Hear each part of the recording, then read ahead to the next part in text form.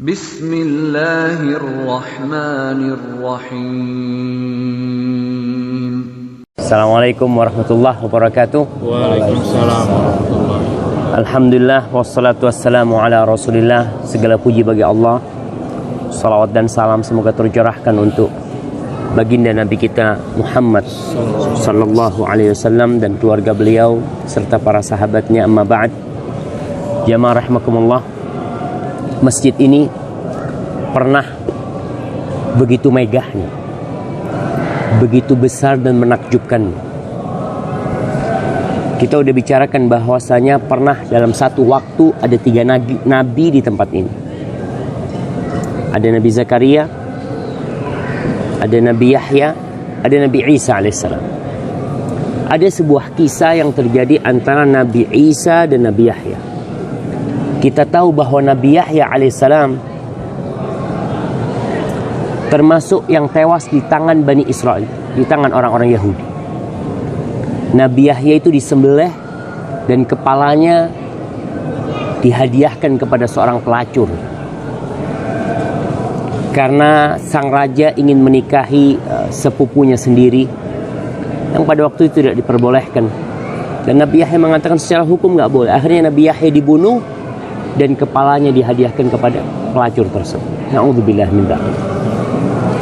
Dalam hadis riwayat Al-Harith Al-Ash'ari bahwa Nabi alaihi salatu wassalam berkata, "Innallaha amara Yahya bin Zakaria bi 5 kalimat an ya'mala bihinna wa ya'mura bani Israel an ya'malu bihinna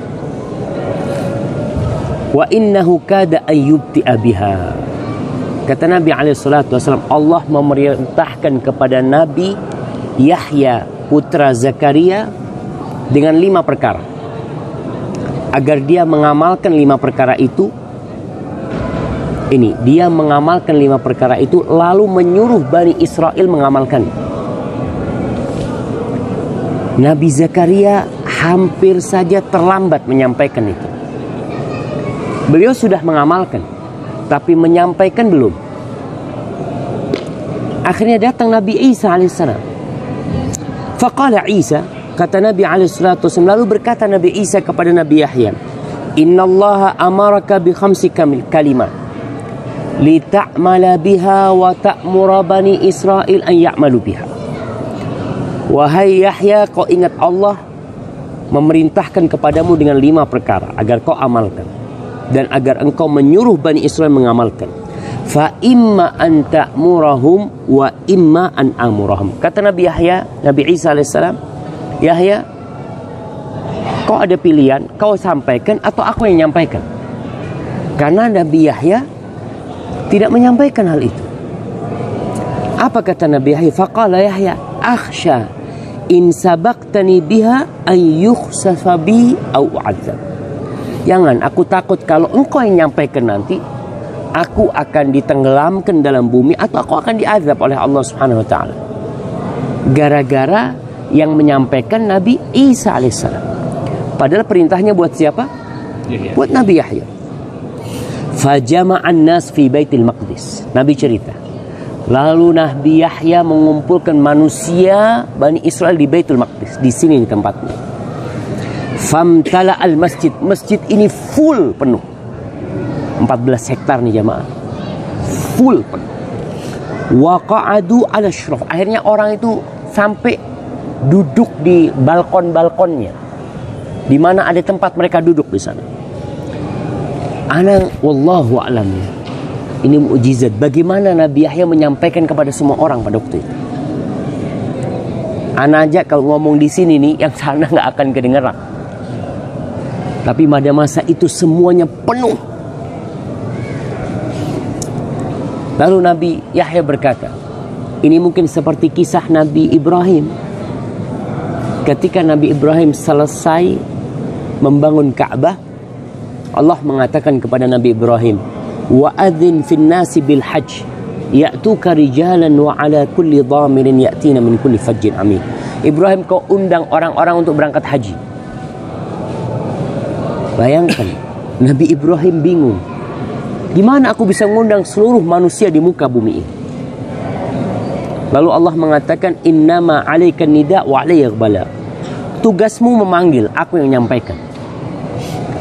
Akhirnya Nabi Ibrahim berdiri di sebuah tempat di Mekah. Beliau mengatakan, innallaha amarakum bil hajj fahujju. Allah menyuruh kalian berhaji, kalian berangkatlah haji. Itu disampaikan kepada seluruh umat manusia pada waktu itu. Nabi Yahya berkata kepada Bani Israel, innallaha amarani bi khamsi kalimat. Allah menyuruhku dengan 5 perkara agar aku mengamalkannya dan agar aku menyuruh kalian mengamalkannya. Bisa dibayangkan ucapan ini diucapkan di tempat ini oleh Nabi Yahya. Di mana kira-kira tempat itu? Kalau kita bersama Jamal selalu mengatakan wallahu a'lam. Ya, kita wallahu a'lam. Tapi yang jelas yang menjadi kiblat itu kemungkinan besar adalah batu yang di sana. Artinya kiblat seluruh orang ini menghadap ke satu tempat. Sebagaimana penduduk Mekah yang sholat di Masjidil Haram, kiblatnya yang dari arah timur, arah barat, arah utara, arah selatan itu menuju ke satu tempat. Bukan seperti sekarang karena kiblat kita ke Masjidil Haram. Lalu beliau mengatakan, apa 5 perkara ini?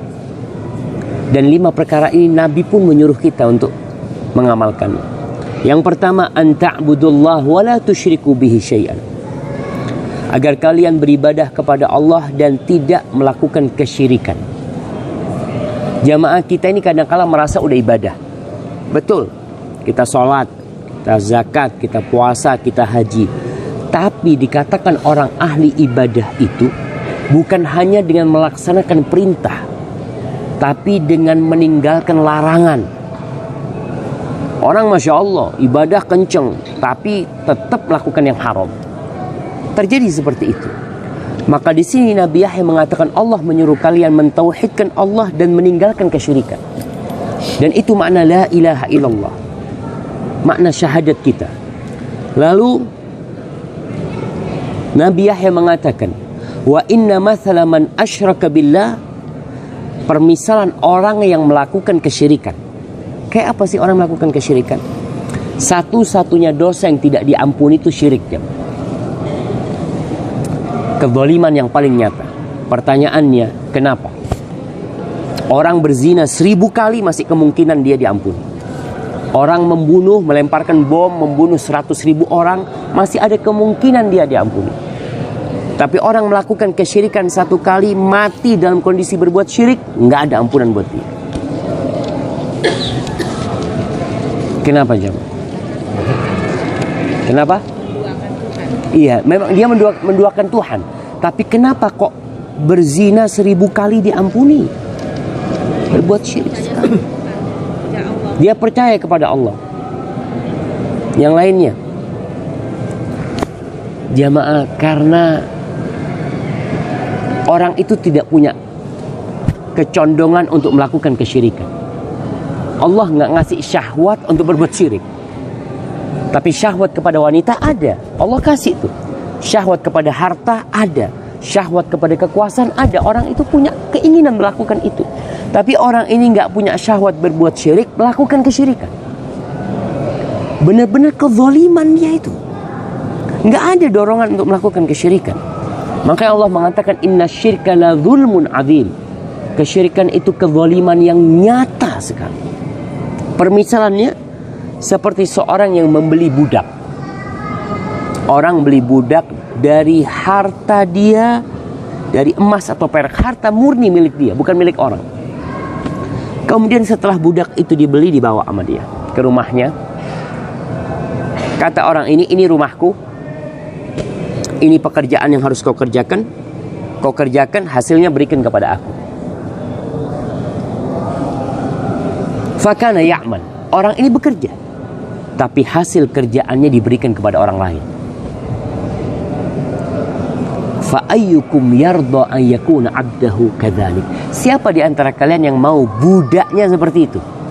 Dia beli budak, dia kasih kerjaan, ini rumahnya, dia hasil kerjanya diserahkan kepada orang lain. Kita di negeri kita jemaah, tahu cukong-cukong yang di pantai yang dia kasih nelayan perahu, kasih nelayan solar, lalu hasilnya dijual ke orang lain, terima nggak dia? Nggak mungkin orang nerima. Padahal mereka orang merdeka. Bagaimana dengan budak yang dimiliki? Terus bagaimana dengan kita yang diciptakan sama Allah? Allah yang menciptakan kita, Allah yang ngasih rezeki sama kita, Allah yang ngasih fasilitas sama kita semuanya. Lalu kita beribadah kepada selain Allah, minta kepada selain Allah. Maka itu perintah yang pertama. Yang kedua, wa innallaha amarakum bis shalah. Allah menyuruh kalian salat. Fa idza shallaitum fala taltafitu. Kalau kalian salat jangan noleh. Jangan tolah-toleh. Tadi Bang Yongki cerita, Ustaz, ana bingung, Ustaz. Gimana, Bang? Ngelihat anak-anak muda sholat sambil tolah-toleh, kata dia. Subhanallah. Iya. Lagi yang jamak. Tua kayaknya tadi. Iya, kadang-kadang di Masjid Nabawi itu ya, memang terus terang orang berangkat haji itu tidak selalu orang baik. Tapi biasanya orang yang mau baik. Karena ada sebagian jemaah haji sholat enggak. Anak ketemu sama jemaah haji, Ustaz, anak baru pertama sholat di sini, Ustaz. Iya. Jadi dia selama hidupnya itu jauh dari agama. Ketika bapaknya meninggal dapat warisan, dia takut. Warisannya buat berangkat haji sama dia. Dalam kondisi ilmunya masih sangat minim sekali seperti itu. Maka di sini Allah menyuruh kalian sholat. Fa idza shallaitum, kalau kalian sholat jangan tolah-toleh. Para ulama menyebutkan bahwasanya menoleh dalam sholat ini ada dua macam. Menoleh mata lahirnya atau menoleh mata hatinya.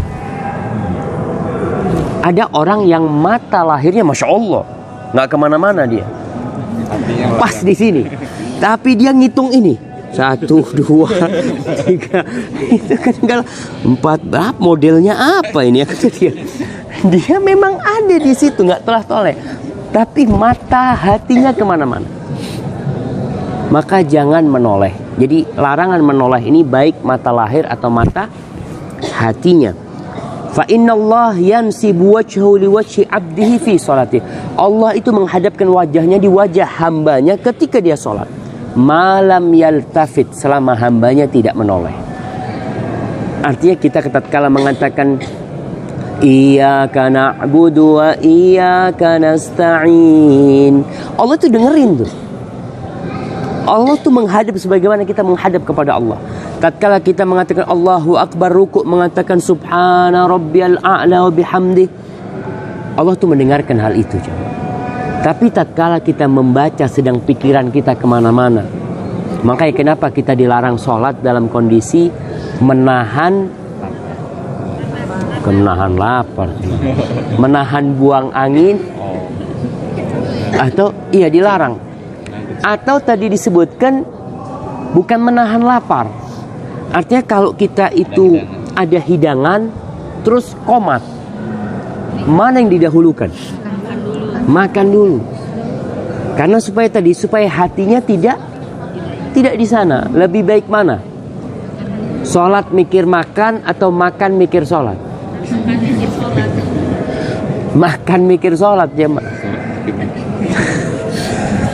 Maka kita berusaha jamaah sholat itu dalam kondisi memang sempurna. Nabi SAW kadang-kala jadi imam, kalau dengar suara bayi nangis, beliau cepat sholatnya. Sampai sahabatnya bingung, ya Rasulullah, tajawwazta fis shalah, kok begitu segeranya sholat? Kata, iya, aku dengar suara anak menangis, aku takut ibunya kepikiran sama dia. Sampai seperti itu Rasul SAW. Beliau hadir, artinya ketika sholat itu tidak hanya mikirkan diri sendiri. Pernah Nabi SAW sholat ditunggangin sama Hasan sama Husain. Hasan atau Husain itu sujud sampai lama banget. Sahabat bingung. Sebagian sahabat itu naik kepala, dilihat ada apa nih, kata dia. Lalu setelah sholat yang nggak noleh tanya, ya Rasulullah ada apa tadi? Apa ada wahyu yang turun atau apa? Katanya enggak. Tadi Hasan mungkin lagi main kuda-kudaan, aku nggak enak sama dia. Sebelum selesai senengnya dia. Sampai seperti itu Nabi SAW. Jadi sholat, ingat, dalam kondisi yang memang hati kita pas ya. Kalau ada sesuatu kadangkala mau sholat dalam kondisi hati mikir, kompor udah mati belum? Datang ke sana. Jangan batalin. Artinya sebelum sholat kalau sudah kepikiran itu, sana, supaya tidak jadi pikiran. Baik, ada orang yang sholat jamaah pahalanya cuma 10%. Ada orang yang sholat pahalanya cuma 50%. Ada orang yang sholat nggak dapat apa-apa. Orang itu mendapatkan pahala sholat sesuai dengan keberadaan akal dia dalam sholatnya. Artinya ada orang yang hanya ingat dengan sholat ketika Assalamualaikum. Imam Assalamualaikum, lagi sholat aneh. Assalamualaikum warahmatullah. Assalamualaikum. Jadi dari awal sampai akhir dia itu blank. Tanya, imamnya tadi baca apa? Kadang-kadang wallahu a'lam. Ya kalau Jamal ditanya di mana tempat buruk dulu, wallahu a'lam, pantas. Ini imamnya baca tadi. Jadi nggak pantas dia mengatakan wallahu a'lam, tapi karena hatinya tidak sedang di situ. Itu perintah kedua. Perintah ketiga, wa amurakum bisyam. Aku memerintahkan kepada kalian untuk berpuasa. Fa inna mathala dzalika kamathali rajulin fi isabati ma'ahu surratun fiha misk. Fa kulluhum yu'jabu aw yu'jibuhu rihuha. Aku suruh kalian sholat. Aku suruh kalian puasa. Permisalan orang yang puasa seperti apa? Kita lihat Nabi Yahya memberikan permisalan sesuai dengan perintah Allah. Karena orang itu dengan permisalan itu bisa memahami dengan akalnya.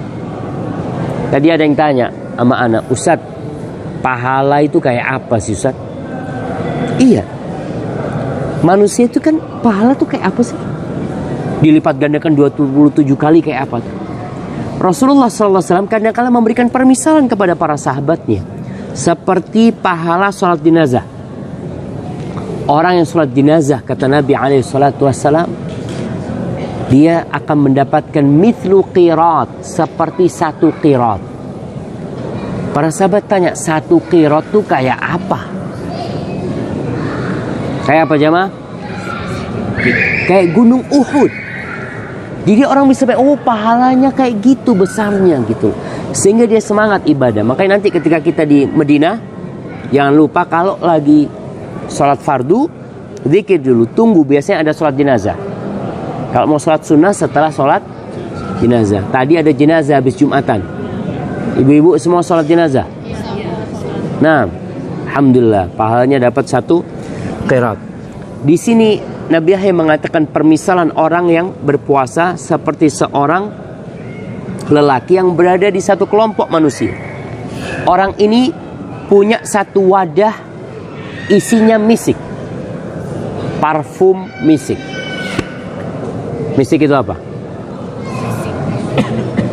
Nah, misik itu di bahasa Indonesia apa terjemahannya? Kasturi, kasturi, minyak kasturi. Misik itu kasturi. Misik itu sebenarnya parfum yang dari nanahnya kijang. Jadi kijang itu kadangkala ada bisul di perutnya. Nah, di hutan kalau ada batu biasanya dia gosokkan ke batu itu, gatal dia itu. Dia gosokkan ke batu sampai keluar minyaknya. Itu misik jemaah. Kita nggak kebayang baunya misik nih. Misik itu satu tula itu mungkin 4 mili ya, atau 8 mili. 8 mili. Anda masih ingat Syekh di kelas jelaskan harganya 11.000 real. 11.000 real itu kira-kira sekarang berapa? Ya, sekarang 3.800. 38 juta, 40 juta, 8 mili 40 juta jemaah. Itu parfum wangi sekali. Orang yang puasa seperti orang yang punya misik. Itu orang di sekitarnya pada terkagum-kagum dengan aromanya. Wa inna rihas saim, bau mulutnya orang yang puasa itu lebih baik di sisi Allah daripada misik. Maka kita kalau puasa paling tidak mengharap bau kita itu Allah suka sama bau kita. Dan orang yang puasa akan banyak terhalang dari banyak kemaksiatan. Dia lelah, dia capek, akhirnya kerjanya ngaji, kerjanya tiduran, sampai ada istilah tidurnya orang puasa ibadah. Enggak benar tuh jemaah. Artinya tidurnya orang puasa ya tidur, tapi kalau dia tidur untuk lebih kuat beribadah akan jadi ibadah. Baik, itu perintah yang keberapa? Ketiga. Perintah yang keempat. Wa amurukum bis sadaqah. Aku menyuruh kalian sedekah. Kita akan lihat ini rukun Islam yang 4. Yang pertama tauhid, yang kedua salat, yang ketiga puasa, yang keempat zakat. Sama. Yang diperintahkan oleh Nabi Zakaria kepada Bani Israel sama dengan yang diperintahkan Nabi SAW kepada kita. Aku menyuruh kalian bersedekah. Fa inna mathal dzalik, orang sedekah itu pahalanya kayak apa sih? Apa gunanya kita sedekah? Tadi kita kasih ke syekh. Kadang-kala kita ada masjid kita masukin. Dapat apa sih kita dengan sedekah? Permisalan orang yang sedekah kamathali rajulin asarahul adu. Seperti seorang lelaki yang ditawan oleh musuh. Ditawan oleh musuh. Fa'awthaqu yadahu ila unuqih. Dijelaskan oleh Nabi Zakaria, orang-orang ini mengikat tangannya dibelenggu ke lehernya. Wa qaddamuhu liyadribu unuqah. Dia akhirnya digiring untuk dipenggal kepalanya. Faqala, ketika dia mau dipenggal, orang ini ngomong, afdikum bil qalil wal kathir. Aku akan tebus diriku dengan hartaku yang sedikit dan yang banyak. Aku akan serahkan kepada kalian. Fafada nafsahu minhum. Akhirnya orang ini selamat dari azab itu. Begitu pula orang yang bersedekah. Dia itu sedang menebus dirinya dari api neraka. Dia bayar terus. Kita ajak di dunia jamaah. Ya, ketika anak kita, na'udzubillah, mudah-mudahan tidak ada yang bermasalah kena narkoba. Kita lihat orang anaknya kena narkoba, bayar berapa dia sama polisi? Tergantung. Sudahlah 100 juta keluar. Ketika kena lagi, dia bayar lagi. Terus dia bayar, kepingin anaknya selamat. Tapi nanti pada hari kiamat, orang-orang kafir itu, yawaddul mujrimu law yaftadi yawma idzin bibani. Orang-orang yang melakukan kejahatan pada hari kiamat itu ingin menebus dirinya, walaupun yang menjadi tebusan adalah anaknya sendiri. Di dunia orang tua keluarkan harta untuk menebus anaknya. Di akhirat orang tua ingin anaknya jadi tebusan. Anakku masuk neraka nggak apa-apa, yang penting aku jangan masuk neraka. Karena dia tahu azab Allah nggak kebayang jemaah. Wa sahibatihi yawaddul mujrimu law yaftadi yauma idzin yawaddul mujrimu. Allahu akbar. Law yaftadi yauma idzin bi akhi wa sahibatihi wa bani wa fasilatihi allati tu'yu min fil ardi jami'an thumma yunji. Kalau anaknya nggak cukup, istrinya dia jadikan tebusan, saudaranya dia jadikan tebusan, belum cukup keluarganya semua, satu suku dia jadikan tebusan, satu bangsa Indonesia jadikan tebusan untuk satu orang. Belum cukup, waman fil ardi jami'an, kata Allah, semua penduduk bumi dia ingin mereka jadi tebusan diri. Subhanallah. Sekarang kita masih hidup, kita masih bisa nebus diri kita dengan apa? Dengan fulus, dengan uang. Kau tebus lagi. Artinya semakin banyak Allah kasih kau, semakin banyak seharusnya kau menebus dirimu dengan harta itu. Nabi SAW mengatakan, ittaqin nar walau bisyiqqi tamrah. Selamatkan diri kalian dari api neraka walaupun dengan setengah butir kurma. Artinya sedekah itu nggak harus orang kaya. Orang miskin pun bisa sedekah. Setengah butir kurma. Kita lagi kumpul bersama. Wallah kita nggak tahu sedekah kita yang diterima yang mana jemaah. Kumpul bersama ada kurma kita kasih fadhol. Kadang kala sedekah air. Tadi kita pulang dari masjid ada yang sedekah air. Orang kan kadang kala merasa remeh itu. Sedekah itu remeh. Antum ingat jemaah, seorang wanita pelacur yang hanya memberi seekor anjing minuman. Bukan dia kasih daging, bukan dia kasih kasih minuman. Masuk surga gara-gara itu, bayangkan. Dan seorang wanita masuk neraka gara-gara kucing. Hati-hati itu.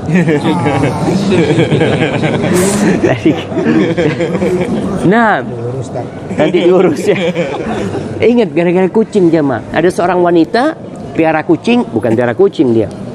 Ada kucing nakal atau gimana dia kurung. Habasatha. Nih kucing nggak dikasih makan dan juga tidak dilepas. Akhirnya mati itu kucing. Perempuan ini masuk neraka gara-gara seekor kucing. Kalau dia memang kita lihat di Indonesia, orang pada ngelihat semua bang. Di Indonesia orang kalau nggak suka sama kucingnya, jangan dikurung, buang. Dia akan bisa cari makan sendiri. Kau carikan tempat. Biasanya kita buang ke pasar ya. Dia bisa cari makan. Tapi kalau kau kurung karena kau marah atau kau piara, lalu kau tinggalkan mati itu kucing, kita akan bertanggung jawab. Maka hati-hati. Masuk. Kata Rasul sallallahu alaihi wasallam, neraka itu al-jannatu aqrabu ilaikum min syiraki na'lihi. Surga itu dekat sama kalian sedekat tali sandalnya kalian. Dekat banget tuh. Wan naru mithlul, neraka juga seperti itu. Sama-sama dekat. Sama-sama dekat. Maka ingat, kita tujuannya sedekah untuk menebus diri kita dari api neraka. Tebuslah jemaah. Karena harta yang dikumpulkan akan ditinggal. Lebih baik kita bawa mati. Tapi yang terakhir, wa amurakum, yang kelima nih, an tadhkurullah. Aku menyuruh kalian berzikir kepada Allah, mengingat Allah. Seperti apa orang yang berzikir? Fa inna masala dzalika kamatsali rajulin. Permisalan orang yang senantiasa berzikir itu seperti seorang yang dia dikejar-kejar oleh musuh. Dikejar-kejar oleh musuh. Dia lari, dikejar oleh musuh. Lalu dia datang ke sebuah benteng dan dia masuk ke sana menyelamatkan diri mereka dari musuh itu. Nabi Yahya mengatakan, kadzalikal abdu la yahrizu nafsahu minasyaitan atau la yuhrizu nafsahu minasyaitan illa bidzikrillah. Kita itu seorang hamba tidak akan bisa menyelamatkan dirinya dari syaitan kecuali dengan zikir. Kita rasakan jemaah, kalau kita lagi kenceng zikirnya, iman naik. Kita digoda ini itu kenceng tuh, zikirnya insya Allah selamat. Tapi kalau zikirnya berkurang, Allahu Akbar. Maka yang mana Fahad? Fahad tanya sama anak. Kadang kalau saat iman itu terasa lagi down, ya lagi apa, perbanyak zikir. Perbanyak zikir. Minimal zikir yang minimal itu zikir yang bersambung dengan kegiatan. Seperti apa? Mau pakai baju ada doanya. Masuk toilet baca doa. Keluar toilet baca doa. Mau makan baca doa. Jadi zikir-zikir yang apa istilahnya tuh? Rutin. Artinya kita tidak duduk zikir mamanya. Enggak, kita memang ada zikir yang wajib. Sekarang kita doa masuk masjid apa? Bismillah wassalatu wassalam ala rasulillah. Allahumma gfirli dhunubi waftahli abwaba rahmatik. Kalau keluar, waftahli abwaba fadli. Kita kan berzikir. Kemudian kalau naik kendaraan, zikir. Keluar rumah, zikir. Masuk rumah, zikir. Mau tidur, zikir. Bangun tidur, zikir. Artinya paling tidak itu aja insya Allah sudah menyelamatkan kita. Tapi itu aja kadang-kala kelupaan gitu. Bagaimana kalau kita lebih banyak lagi? Maka usahakan lebih banyak lagi berzikirnya. Gunakan waktu-waktu yang bermanfaat untuk berzikir ya. Di antara zikir yang paling mulia adalah membaca Al-Quranul Karim. Membaca Al-Quran itu termasuk zikir. Maka gunakan waktu kita selama berada di Masjidil Aqsa ini dan sampai kita pulang untuk berzikir. Dan biasanya orang kalau pulang umroh, Masya Allah imannya naik, zikirnya banyak, dapat sepekan, mulai itu maka perlu dicas kembali. Hadza wallahu a'lam bishawab. Ada pertanyaan? Ustaz, Nah, itu kan ada perintah sholat ya tadi sebelum mati. Itu kalau bentuk sholatnya seperti apa ya? nah, ini ada pertanyaan bagaimana bentuk sholatnya mereka. Sholat mereka wallahu a'lam, tapi yang jelas ada ruku dan ada sujud. Karena Allah mengatakan kepada Maryam, warka'i ma'ar-raki'in.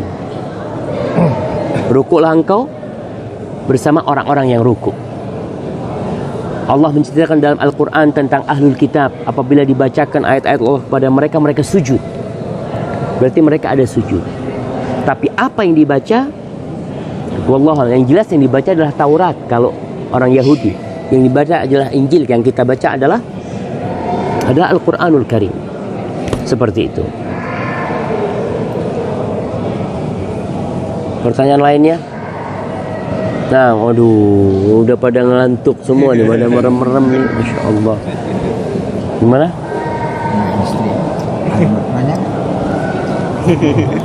Pertanyaan khusus nanti. Tapi kalau memang sudah tidak ada, kita manfaatkan waktu untuk berzikir sambil menunggu waktu sholat isya. Masya Allah, jazakallah khair Ustaz. Kita tutup kajian kita dengan doa kafaratul majlis. Subhanakallahumma bihamdika asyhadu an la ilaha illa anta astaghfiruka wa atubu ilaik. Wassalamualaikum warahmatullahi wabarakatuh. Waalaikumsalam warahmatullahi. Di At-Taubah nggak ada. Jadi bismillahirrahmanirrahim di dalam Al-Quran ada berapa banyak jemaah?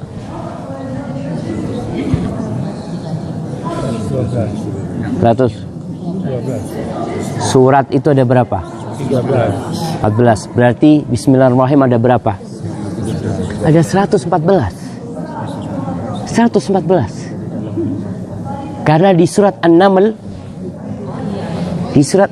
itu ketika Nabi Sulaiman dari sini nih. Ketika Nabi Sulaiman kirim surat kepada Ratu Balqis, waalaikumsalam warahmatullah. Masya Allah, jazakallah khair Ustazana. Allah yukrimukum. Allah yukrimukum. Jazakallah khair, Allah yubarik fikum Ustaz. Masya Allah. Masya Allah. Ya nih, banyak orang baik. Ada $5 lagi bang. Masya Allah. Untuk beli minum ya bang, betul bang. Masya Allah. Tuh, kita nggak tahu sedekah kita yang kayak mana yang masukkan kita ke surga. Bisa jadi roti air yang masukkan kita ke surga. Tapi Nabi Sulaiman ketika kirim surat ke Ratu Balqis di Sabah itu, yang siapa pembawa suratnya? Burung hudhud. Dilemparkan, dia mengatakan, innahu ulqiya ilayya kitabun karim. Telah dilemparkan, diberikan kepadaku surat yang mulia. Innahu min Sulaiman. Surat itu dari Sulaiman. Wa innahu bismillahirrahmanirrahim. Surat itu dimulai dengan bismillahirrahmanirrahim. Berarti ada berapa bismillah? Ada 114. Di sini perbedaan pendapat di antara para ulama. Apakah bismillahirrahmanirrahim termasuk dari Al-Fatihah atau tidak, atau dia pembuka surat? Al-Imam Syafi'i berpendapat termasuk dari bismillah, termasuk dari Al-Fatihah, sehingga wajib dibaca. Sebagian imam yang lainnya tidak. Masya Allah. Yujad jazakallah khair, Allah barik fikum. Masya Allah, Masya Allah. Sampai mana kita? Mana jadi pengen makan lihatnya. Iya, itu termasuk dari Al-Fatihah, sehingga harus dibaca. Cuma membacanya apakah harus keras atau sir? Itu ada dua pendapat lagi. Kita bicara tadi kan? Itu bagian daripada Fatihah. Ya, ini dua pendapat tadi kan? Pendapat mengatakan dia adalah awal dari setiap surat, bukan termasuk dari Al-Fatihah, bukan termasuk surat tersebut. Pendapat kedua Imam Syafi'i di antara yang berpendapat kalau itu termasuk dari Fatihah. Kalau nggak salah Imam Malik yang berpendapat itu bukan termasuk dari Al-Fatihah. Bukan termasuk dari Al-Fatihah. Cuma sekarang orang bertanya, Ustadz, kita kalau buka Quran mesti Bismillahirrahmanirrahim di Al-Fatihah itu nomor 1, ayat pertama. Bukankah ayat Al-Fatihah itu 7? Kalau di surat lain kan memang nggak masuk ayat pertama, jelas Ustadz. Nah ini yang menjadi orang dulu nggak seperti itu. Kalau kita lihat Quran, mudah-mudahan di Madinah kita bisa melihat ya, Quran di masanya Utsman bin Affan itu memang tidak ditulis nomor di situ.